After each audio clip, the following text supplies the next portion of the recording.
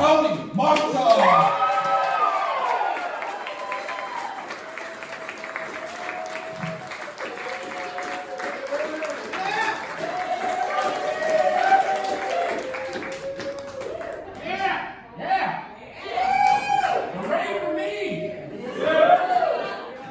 Thanks for coming, everybody. Everybody having a good time so far? Yeah. Make some noise for all the other comics. They've been fantastic.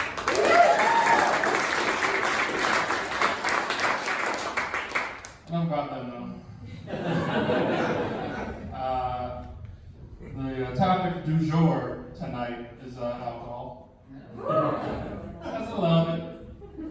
Everybody, that's for fun task. Everybody here is drinking. I have eyes. Yeah.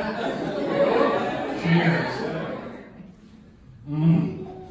So I love drinking. Last year I went to the drinking capital of America, French Quarter, New Orleans. If you haven't been, go after this show. It's that good. It's so awesome. We got down there. Me and my wife step onto Bourbon Street. The first thing I see is a restaurant. It says, pizza as big as your face and daiquiris as big as your ass. I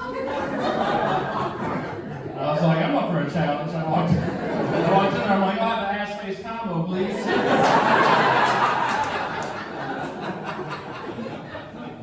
They hooked that up, it was pretty cool. It's cool down there. If you're at a bar down there, you can go into the bar, get a beer, leave that bar, and go to another bar with that beer and get a second beer. That's fucking awesome. I didn't go to a third beer because I only have 2 hands. I'm not sure if you can take the ass-face combo to another ass-face combo establishment, but I'm going to try that one time. We'll go back this year and try it again. That place is just, it's kind of crazy. Like, everybody acts like it's the craziest place in America. And I don't think it is the craziest place in America. I just think the rest of America kind of sucks. They're the ones doing it right. Like, you can just turn a corner, and there will be like a Darth Vader in a cowboy hat popping and locking.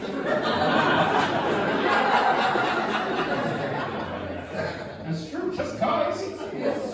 Just cause. I'd rather see that than like a sketchy dude.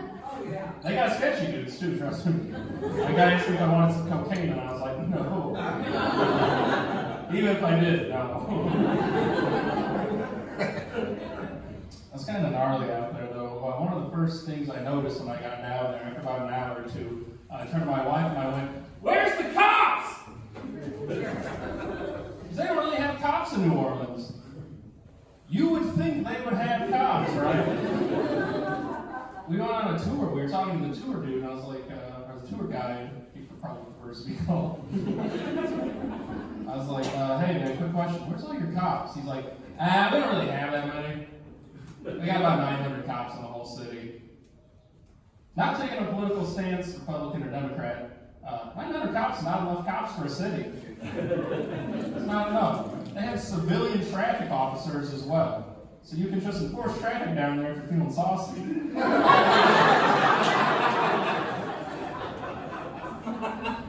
It's crazy. He was like, yeah, New Orleans Police Department's one of the most understaffed departments in the whole country. Down here we say that NOPD means not our problem, dude.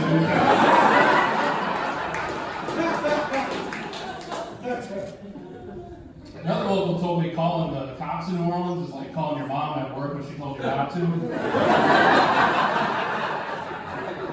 Like they pick up the phone, they're like, why are you calling me? You know I'm busy, I don't need your problems.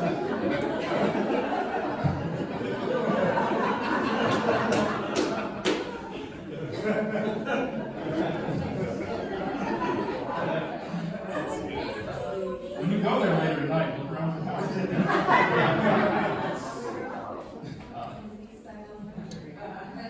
We'll all go after this. Something on Spirit.com, whole plane. Probably get like 700. That was cool down there. Some weird stuff happened. We went on a ghost tour. This is, of course, tours.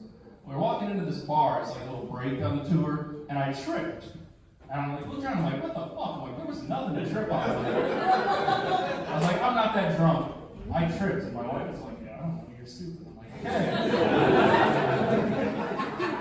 we grab a beer, we start back up on the tour. The tour guide is like, some people say this ghost is haunted by the spirit of a 14-year-old girl that likes to trick pedophiles or alcoholics.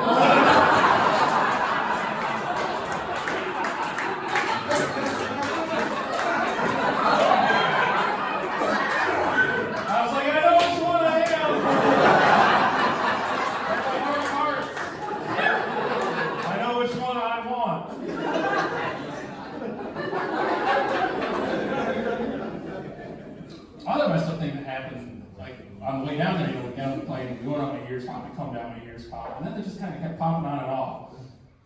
We're on Bourbon Street Saturday night, and I sneeze and my ears re-pop, and I go totally deaf. I don't know if you've ever lost your ability to hear, but Bourbon Street's a bad place to do it. I'm like shouting to my wife, I'm like, what the fuck are we going to do? She's like, we should find someone to help. And I'm like, we got to go talk to Honky Tonk Darth Vader.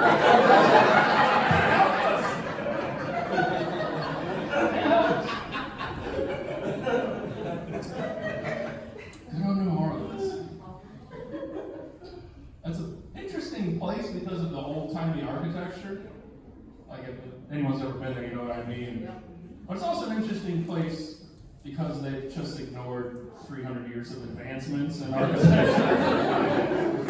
They're like, no, these bricks still work. So, it's, New Orleans is cool. Elkhart's not. John touched upon that. Are you from Elkhart?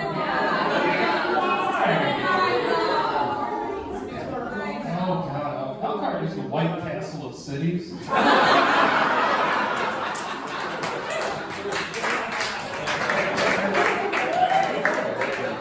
That's true, because it's like, okay, it's fine, but I have money, so I'm not going there.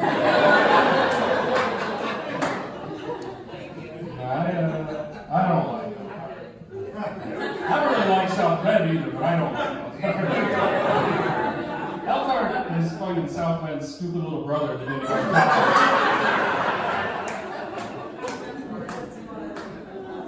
And then Elkhart shows up drunk at Christmas like, you fucking think you're better than me?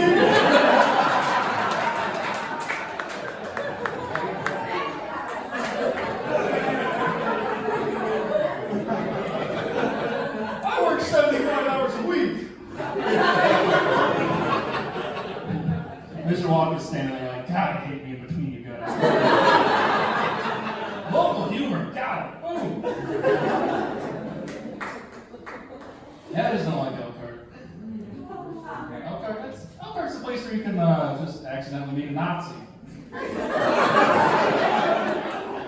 Not wrong. So far, I'm about 75 to 75 on doing this joke when there's no Nazis in the room. Any Nazis in the room? Okay. One of these days I'm going to get caught.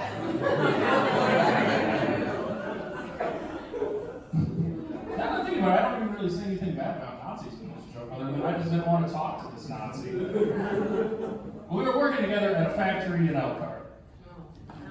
Yep, adds up real quick. Shocking. Now, I try not to judge people when I meet them, but I knew this dude was a Nazi because on his knuckles it said Nazi. That's not a judgment, that's just observing. We had to work together on this inventory project. This was a couple of years ago when I was engaged, and I was like, man, I'm just going to talk about being engaged all day. I don't want to let this guy get word in edgewise. I don't want to hear about what he thinks or feels or whatever. I'm just rambling. Eventually, he cuts me off. He's like, kid, there's something I want you to know about marriage. I was like, okay, Woodrow? He's like, I've had 3 marriages, so I think I've learned a thing or 2. In my head, I was like, that was debatable.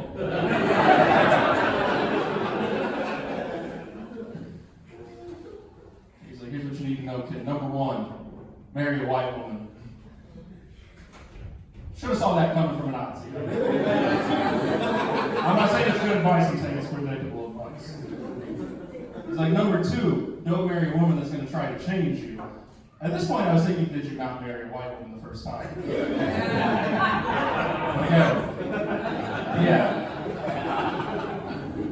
I'm not going to try to tell a Nazi what to do, typically. If I was going to start telling him what to do, my first recommendation would be, cut it out. Oh. I'm never going to stop doing that joke because I love it. I'll continue. It was the third thing you need to know, kid. Everything isn't a big deal, but everything matters. Never stop caring. Profound, right? Great advice. Type of advice you wish you didn't get from a Nazi. I texted my wife that little bit of advice, and she said, oh my gosh, that's beautiful. Where did you read that? Who told you that? I was like, it was a Snapple habit.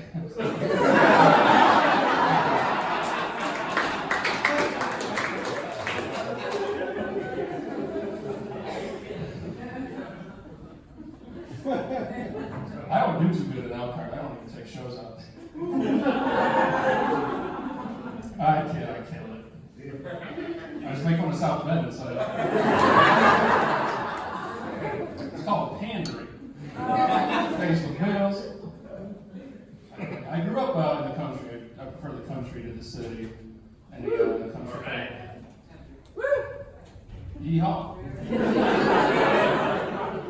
It's just like, I can't imagine growing up in the city, like riding the bus around the city, like you see, homeless people, crime, abandoned houses. I feel like it'd be weird. Like, growing up in the country riding the school bus, the worst thing I saw was cows fucking. Which is an alarming thing to see, but you get used to it. But sometimes we have like a new city kid on the bus, and you'd be like, oh my god, that's crazy.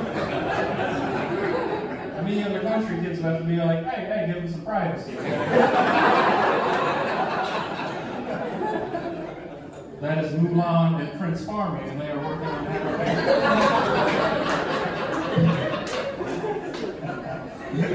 I wrote that one in the shower today.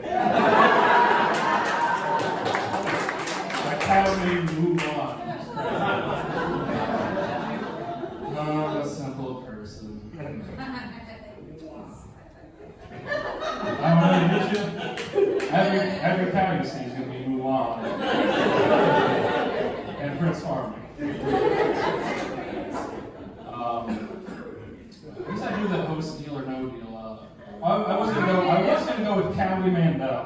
I wasn't sure if I could get the reference over on Cowie Mandel. Oh, that reference didn't go. Made the right choice. Prince Farming. Thank you. You're welcome.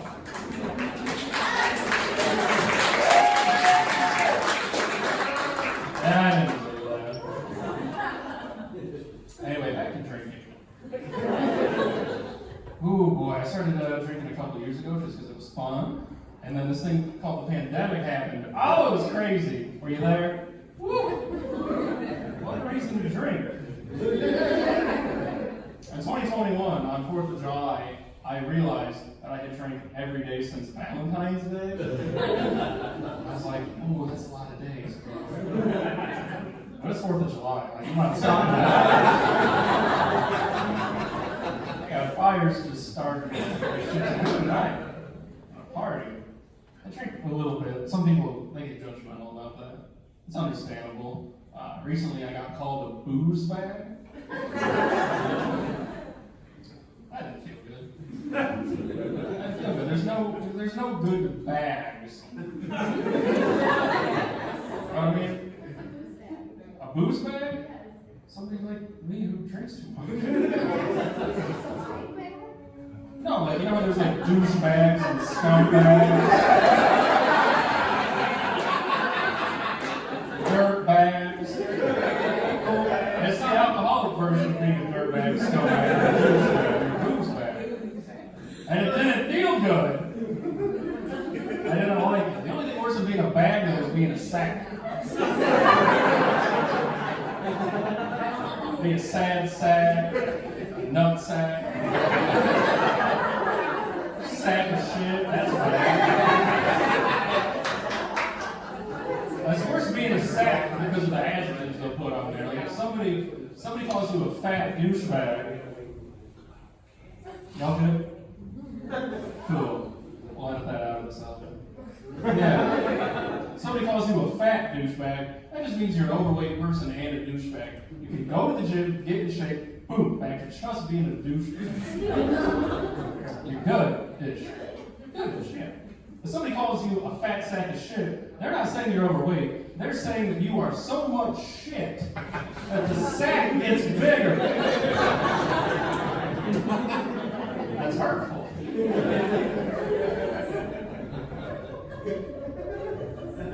Let's just think about it later. That's a good joke, trust me. All these are good jokes, trust me.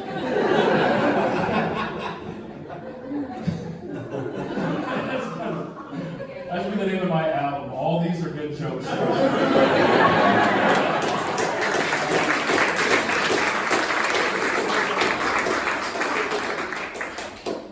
Oh, God. Now, the name of this album is going to be Boozehound. Because that's what I prefer to be called. I'm a Boozehound. Not a problem drinker, a drunk, a dumb drunk. Not a, poorly footed pedophile. No. Really, I remember. Just a Boozehound, man, because when I'm drunk, I'm just a happy little puppy. Yeah. Right. Like if somebody comes over when I'm drunk, I'm gonna run around the house, start barking. I'm like, oh my gosh! Jim's here, Jim's here, Jim's here! Go to everyone in the house, oh, they're here! You're in my house and I'm drunk, you pull out a cheeseburger, I'm just gonna sit right there. Stare at you like a dog, like, I saw you got a cheeseburger, huh? Crazy thing about cheeseburgers is I also enjoy cheeseburgers. Staring, it's like, give me a nibble, Anybody else, any other men around here that enjoy a couple of drinks know that men and dogs come together as one when it comes to pissing outside. Second best part about having a dick, being outside. What's the first? It's this little thing called a pussy.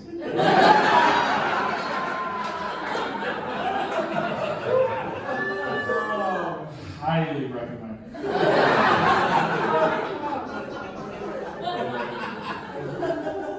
Change your life.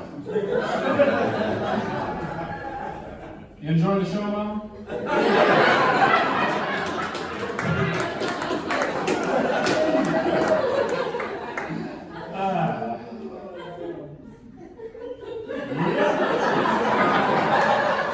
A bunch of my family members came to this show. It's almost like I threw a reverse intervention.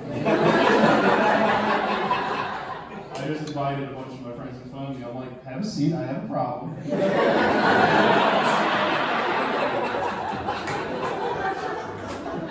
What if you want? You can all get on a plane and go to New Orleans after the show. Shit.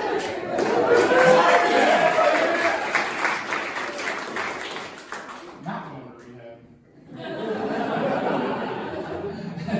This isn't even a joke, it's a funny thing. On the flight down there, me and my wife sat next to these two women, and on the flight back, we sat next to the same women, and both of us, or all four of us, looked like we'd been in a fist fight. On the flight home, we were just like, you have a good time too.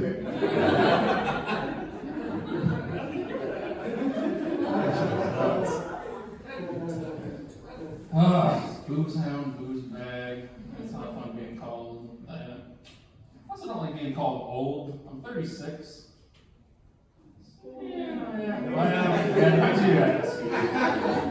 I'm twice Vic's age, so compared to Vic, I'm fucking old. Well, there's some old people in the crowd. I'm not going to be an asshole. I'm older. I don't party as hard as I used to, at all. I mean, I used to get pretty wild. Again, hi Mom, thanks for coming.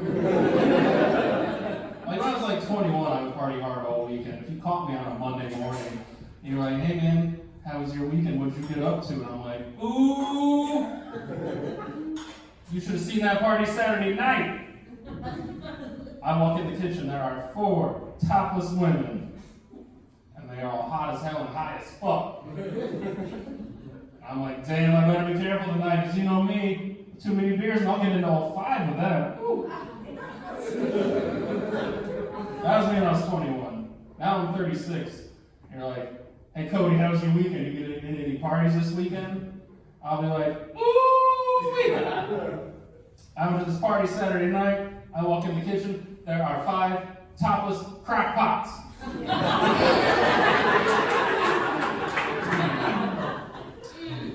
And they're all hot as fuck because they are set on high.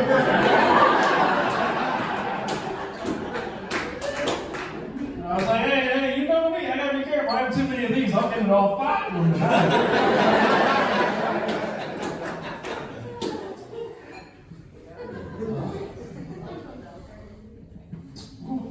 Man, it'll take me 5 crack pots to get me to Elko.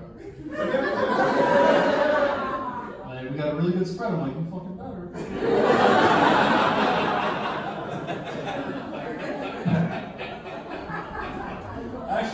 Actually, I am going to Elkhart next Saturday. Do you know why? To get a gun.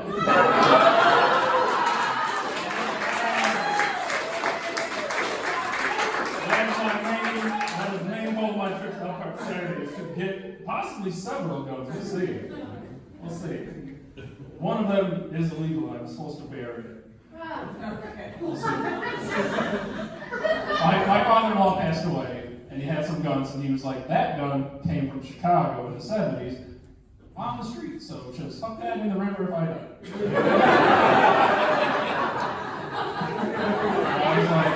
I was like, yeah, I'm glad I can cover up some felonies, right?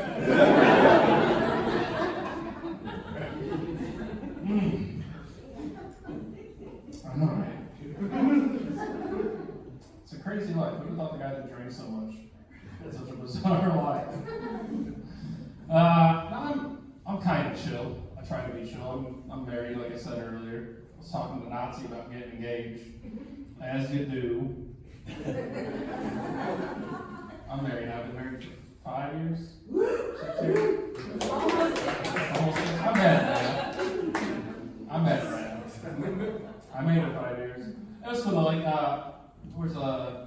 feel like everyone here is married. Where's my not married people in the crowd? It was mostly married. We got to a point in our relationship where it was obvious we were gonna get married. Like, when you know type of thing. And she was like, there's a couple things I want you to know before you propose. I was like, okay.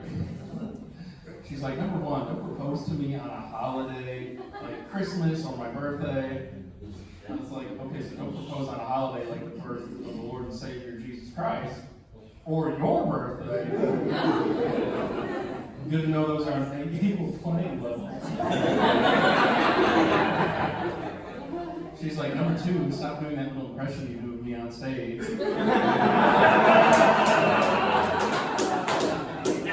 I was like, absolutely not.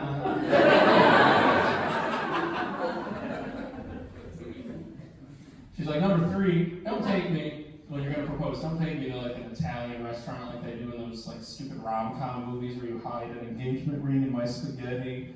And if I accidentally eat my ring, we're not getting married. And I was going to say, if you're eating your spaghetti so fucking fast that you swallow the diamond ring, chill out.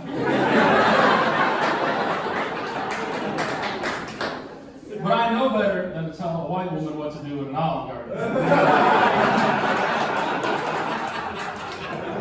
That's like the UFC octagon for white guys. They just go into Olive Garden and just like rip the shirts off. Like, give me the shirts. I would pay for so many dinners if every time we walked into Olive Garden, my wife just went, go crazy! I didn't know. I wouldn't even do that. You just gotta scream what you want. That's what it is. Anyway, back to the joke. Back to that joke I was telling at the comedy show, you remember? Yeah. So we got married, still married, everything's cool. At one point, she wanted to have a baby. I was like, fine, we can have a baby. But I got a couple things I want you to know before we have a baby. Number one, don't tell me you're pregnant on a holiday.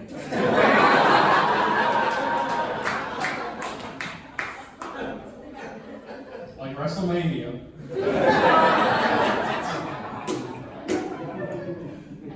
Or when my tax return deposits. Those are my days. I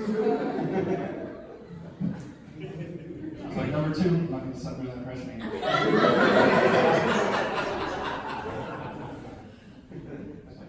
Number three, don't take me to a fancy Italian restaurant like they do in those rom-coms. And hide a positive pregnancy test in my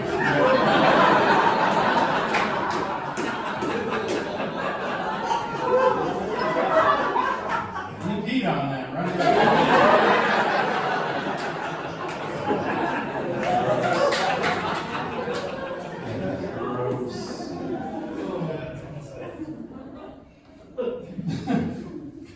I do a lot of alcohol-based humor, like I said.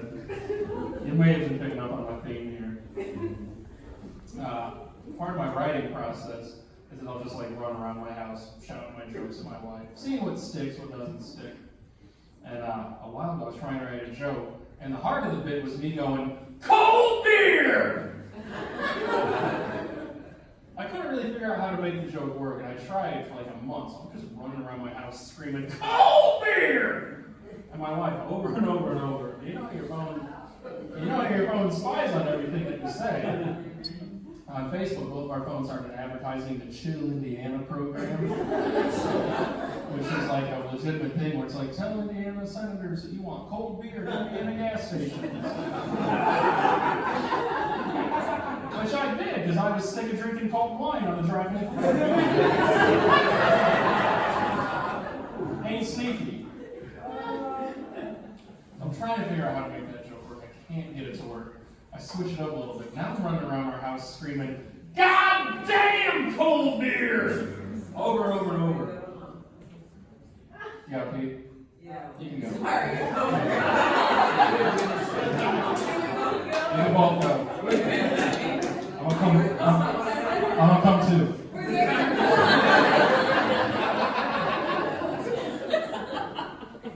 You over John Price on editing right now? What do you know?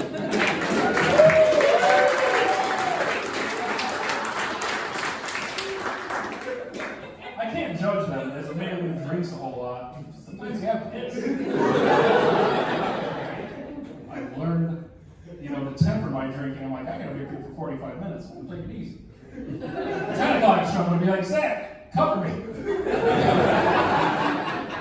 Anyway, so I'm trying to make that joke work. I can't get it to work. I switch it up. I start running around the house going, God damn cold beer!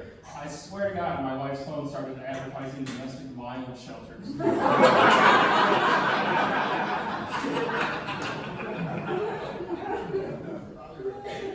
It's fucked up, Brian. But it's good looking out from Facebook. At least Facebook said something, because our neighbors didn't say shit.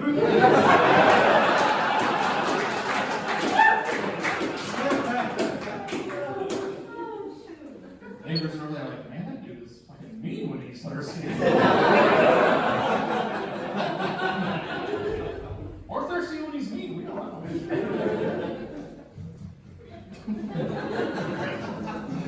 I love that joke because randomly I'll be outside in this building and I just hear, cold beer! It's in the distance, just cold beer! I'm like, hey, you're welcome. What?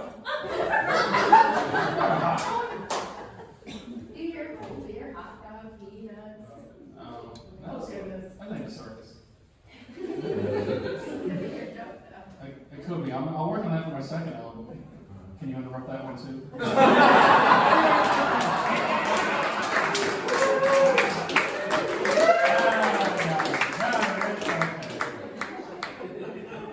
That's okay. It's a good time. Can't interrupt a drunk guy and then expect him to be mad, you know what I mean? throwing dirt at the groundskeeper. They're like,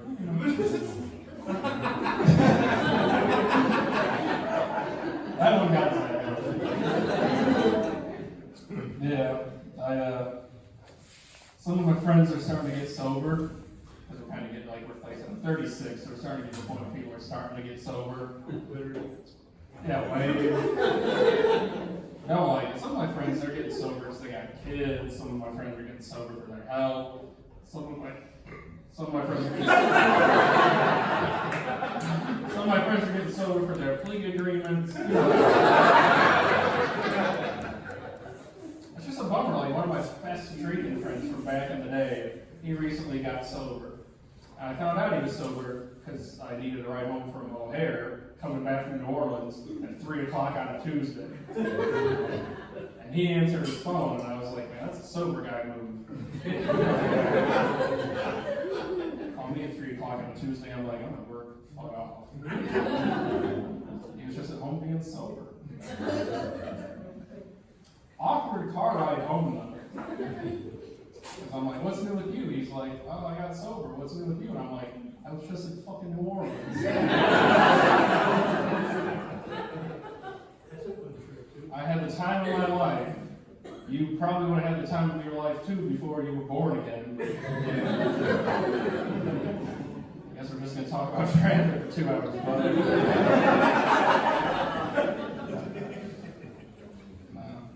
But I'm glad he's sober. And I hope he never listens to this album. But, you know, he was telling me, he's like, my drinking cost me 2 marriages. And I was like, yeah, but maybe your marriages, 2 marriages cost you your drinking. Point of view type of thing. Anything was funny. I was like, I'm just showing him a comedian, right?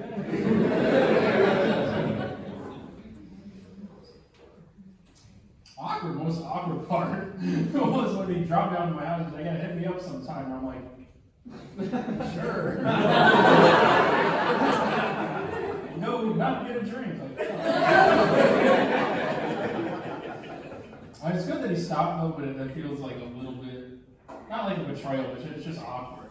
Because it's like we used to be arsonists together, just running around, starting fires, and going crazy. And now he's a firefighter or something.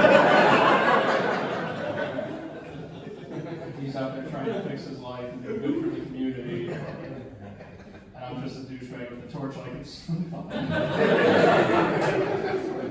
That's a torch on the sign. Physical comedy for the night. Physical comedy. I just don't know if I could get sober ever. You know? Ever. I tone it down when I don't feel good. Like when I had COVID, I was like, well, I'm not going to drink on top of this.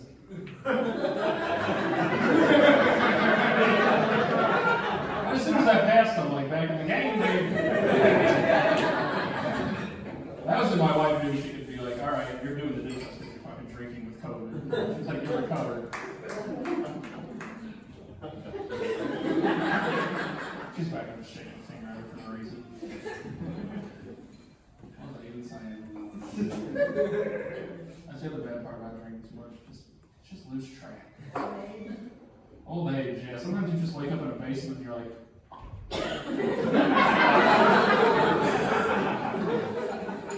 sometimes I wake up down here and I check how much money's in my pocket and I'm like, oh, I'm headlining shit. And I forgot the joke I was doing, so I'm just going to skip that one. Ready to get real serious and sad. Y'all ready for that? Yeah. I know we've been having a good time. It's time to get sad and serious. Who's ready? Maybe not. Oh, too bad. This is my show. We get sad and serious. I'm going to wait for those 2 ladies to come back. And I'm going to start. They're here. We're in the back. Shit. We don't know that. Well, I was going to start. I was going to start crying when he walked in. The simplicity of it, we blew that. Not an improv comedy, guys. Not an improv comedy. Anyway. So we're We're going to get serious for a little bit, because I'm a serious artist. I just like to see who giggles at me. I'm going to get serious though. Last February, my dad passed away from COVID. It was terrible, obviously. Doesn't seem like I need to say that. Like, oh, my dad died in fucking rule. Like, no, it sucks. I met a lot of people that I haven't seen in a long time at funeral and visitations, and most of them, really the only thing they know about me is that I do comedy. So that's like what everybody was saying. They're like, hey, maybe you can put this in your jokes or something, or maybe you can use this in your act. It's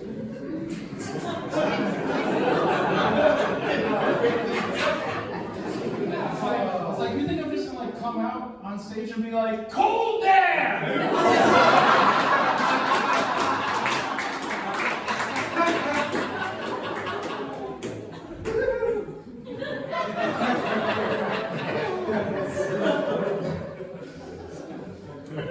That's a good joke. Yeah, people actually said that to me, and I'm like, yeah, I'm more of like an idiot type of comedy. But I'll take that. It sucked when he passed away. He was a funny dude, though. One of my favorite things that he taught me growing up, he said if I ever got arrested and the cops asked who my lawyer was, I was supposed to tell them that my lawyer's name was George Schnauzer. And if the cops asked how you spelled that, I would say, I'm supposed to say, it's spelled like it sounds.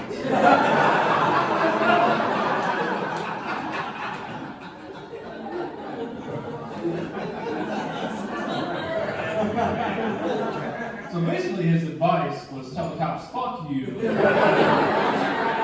And when they say, excuse me, say, and your mama too.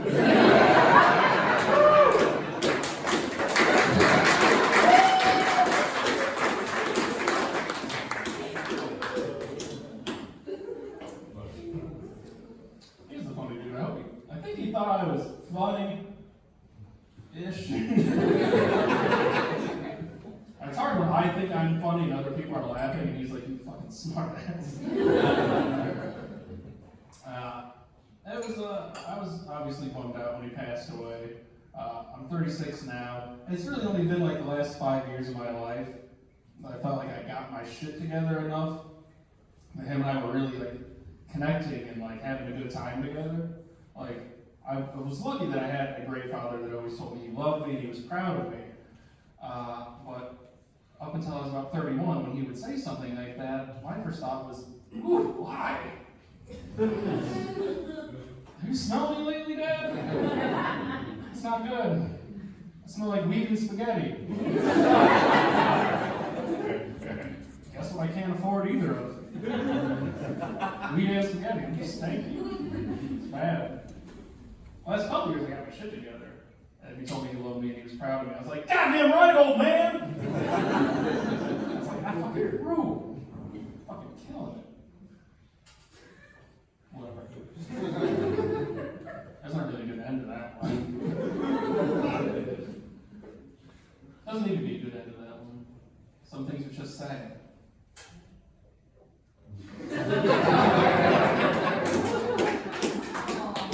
Gotta play good on the audio. I don't have like some narration like, and then he drank.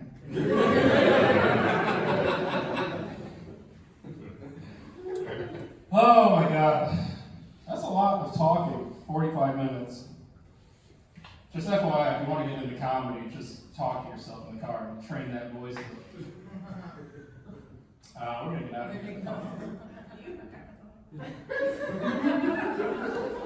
I'm going to get some drunk hockey parents here on the 10 o'clock show. I might just start fighting. It's going to be cool to get some hockey parents and brawl. No, before we go any further, and to my closer, the joke y'all been waiting all night for.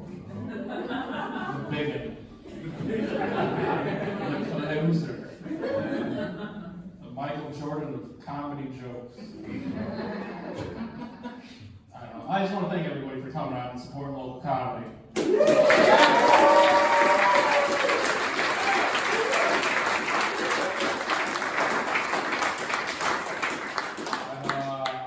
We're celebrating our 11th year anniversary in November. I think I've been here for about 8 of those years. Sam has been a huge player With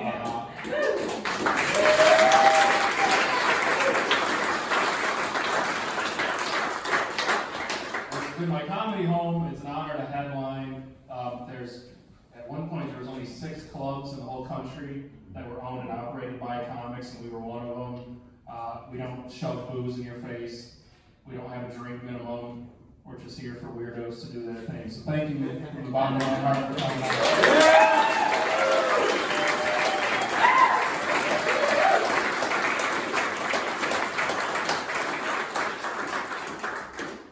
Back in my persona. I drink! No. Alright. Any country fans here in Indiana?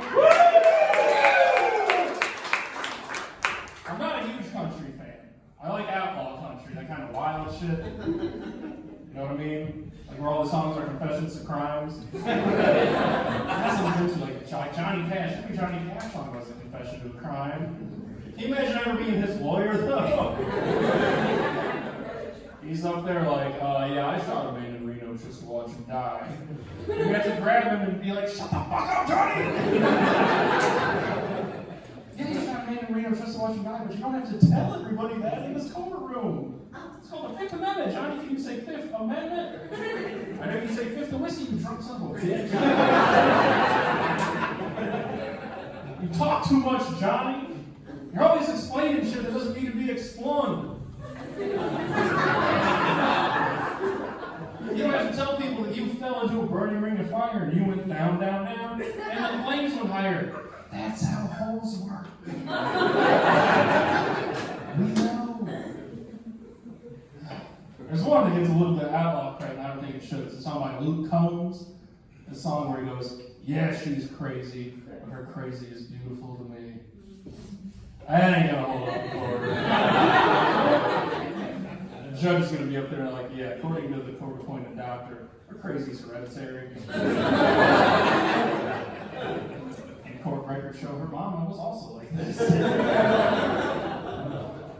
Most famous outlaw country song of all time doesn't get that outlaw credit it deserves. Before He Cheats by Carrie Underwood.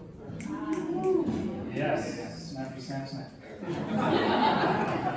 That song is fucking hard. Hardcore song. There's lots of white ladies in the crowd. If you want to join me in the chorus, you come right ahead, okay? The chorus of that song, if you don't know, goes like this. So I dug my keys into the side of his pretty little souped-up four-wheel drive, carved my name into his leather seats. Slashed a hole in all 4 tires. Maybe next time you'll think before he yeah, maybe next time.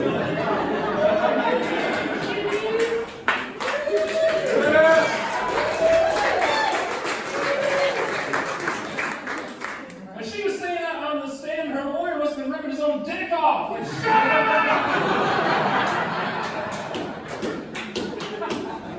Did you establish motive at the end of that chorus on the stand, Harry? You did it because he cheated? Shit, that'll hold up. Tell me how to commit crimes, Harry, you're the worst. Did you say that you carved your name into his leather seats? Why didn't you carve like Jamal? Or Ezekiel? Or Jamal Ezekiel and you're looking for a black Irish guy and never find him and you're off the hook, Harry? Thank you guys.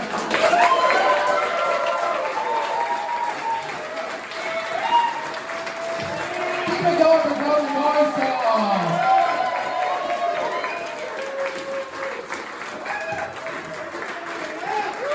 so much for coming out tonight. We really appreciate it. Quick round of applause from all the